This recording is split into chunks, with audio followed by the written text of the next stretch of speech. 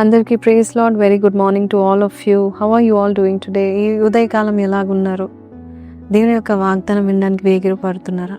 ఈరోజు ఏం మాట్లాడతాడు అని అనుకుంటున్నారా? ఈరోజు దేవుడు ఏది మాట్లాడతాడో అది మీ జీవితంలో ఈ రోజు నుంచే స్టార్ట్ అవుతుంది. విందాము. 3వ కీర్తన 3వ వచనము. యెహోవా, నీవే నా కీడంగాను, నీవే నాకు అతిశయాస్పదంగాను, నా తల ఎత్తు వాడవుగాను ఉన్నావు.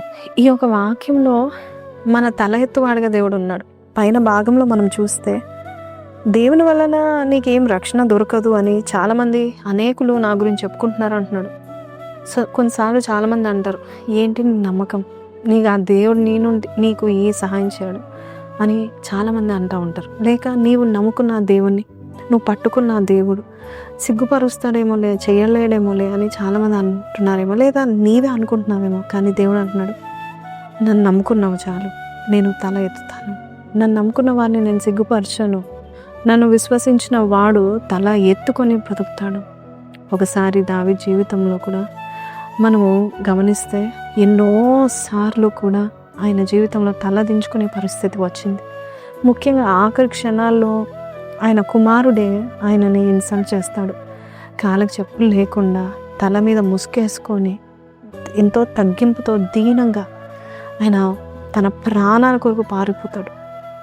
అందరూ హేళన చేస్తారు. షిమే అనే ఒక వ్యక్తి అయితే కుక్కవి అది ఇది అనేసి ఎంతో హీనంగా బహు ఘోరంగా మాట్లాడతాడు. ఆయన ఇంకా రాజే, కానీ అవన్నీ పడుతూ ఉన్నాడు.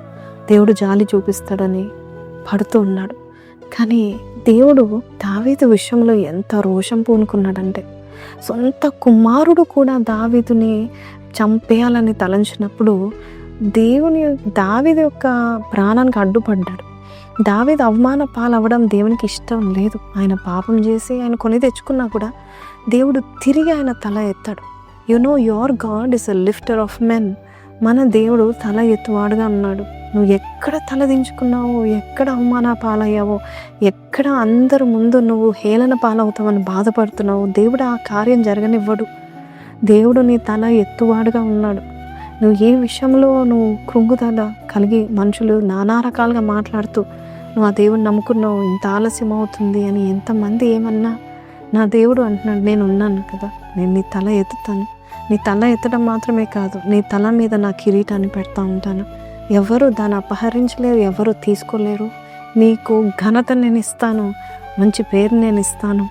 ఎక్కడైతే నువ్వు అవమాన పాలయ్యావో అక్కడ నేను నీ తల ఎత్తుతాను చూడు అని దేవుడు చెప్తా ఉంటున్నాడు. కాబట్టి ఈరోజు అట్టి దేవుడు నీకు హామీ చేస్తున్నాడు, నీ తల ఎత్తబోచున్నాను, నీ సిగ్గుపడకు, నువ్వు తల దించుకునే స్థితిలో నేను నిలబెట్టను. కాబట్టి అంత గొప్ప దేవుని యొక్క ప్రేమను మనం జ్ఞాపకం చేసుకొని ఆయన స్తుతులు చెల్లిస్తూ ప్రార్థన చేద్దామా? ఈరోజు ఈ వాగ్దానంతో మన యొక్క దినాన్ని ఆరంభిద్దాం.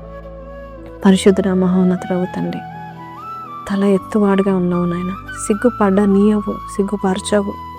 ఎవరైతే నేను నమ్ముకున్నారో వారిని హెచ్చిస్తావు, వారి కొమ్ము హెచ్చిస్తావు నాయన. అయ్యా నాయన, వారు తలదించుకోరు అని చెప్తున్నావు నాయన. అయ్యా, ఈరోజు ఎవరైతే తలదించుకునే పరిస్థితిలో నేను ఉన్నానని బాధపడుతున్నారు, వారు తల ఎత్తబోచినందుకు నీకు వందనాలు. ఈ రోజు నుంచి ఆ వాగ్దానం నెరవేరుస్తున్నామని నమ్మచ్చు. యేసు పరిశుద్ధ నామంలో అడిగి వేడుకొంచున్నాం తండ్రి, ఆమేన్. సో ప్రేస్ లార్డ్, ధైర్యంగా ఉండండి. మీ తల ఎత్తబోచున్నాడు దేవుడు, మిమ్మల్ని హెచ్చించబోచున్నాడు. you're going to get a very good honor. So కింద కమెంట్లో my God is the lifter of my head అని పెట్టండి. May God bless you. Have a blessed day. See you. Praise lord.